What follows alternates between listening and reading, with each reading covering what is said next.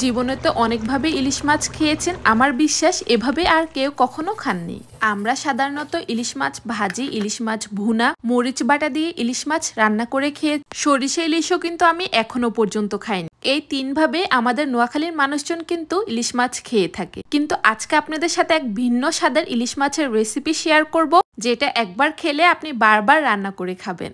আর এই রেসিপিটা আমি শিখেছি আমার ভাইয়ার থেকে, আর আমার ভাইয়া শিখেছে ওর এক ফ্রেন্ডের কাছ থেকে। তো রান্নাটা শুরুতে মাছ অনুপাতে কিছু পরিমাণ জিরা ভেজে নিতে হবে। তারপর একটি ব্লেন্ডারে বেশ করে পেঁয়াজ, কয়েকটি কাঁচামরিচ আর সে ভেজে রাখা জিরাটা কিছু পরিমাণ পানি দিয়ে ব্লেন্ড করে নিতে হবে। তবে এই রান্নার একটি বিশেষত্ব হচ্ছে যত বেশি কাঁচামরিচ দিবেন তত বেশি স্বাদ হয়।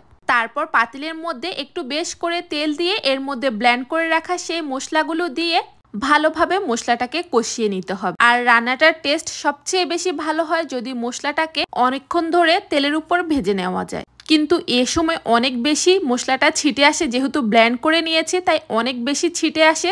ধৈর্য সহকারে যদি মশলাটাকে কষিয়ে তেলটা উঠিয়ে নিতে পারেন তাহলে টেস্টটা পারফেক্ট আসবে। তারপর এর মধ্যে কাঁচা মাছগুলো দিয়ে দিতে হবে। আমি এখানে 3 টুকরো মাছ, এর সাথে একটি মাছের ডিম নিয়েছি। এগুলিকে দিয়ে ঢাকনা দিয়ে অনেকক্ষণ ধরে আবারও কষিয়ে নিয়ে বেশ করে পানি দিয়ে এবার রান্না করে নিতে হবে। আর পানিটা দিয়ে যখনই পানিটা ফুটে আসবে সেই পর্যায়ে ঢাকনা দিয়ে চুলার আঁচটি মিডিয়াম হিটে রেখে রান্নাটা শেষ করে নিতে হবে।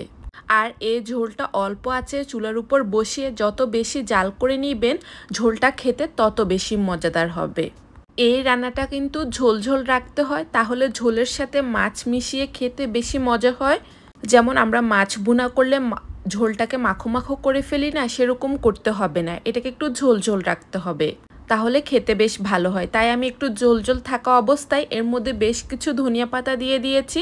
তবে এই ধনিয়া পাতার কথা আমার ভাইয়া কিন্তু বলেনি, আমি নিচ থেকে দিয়েছি।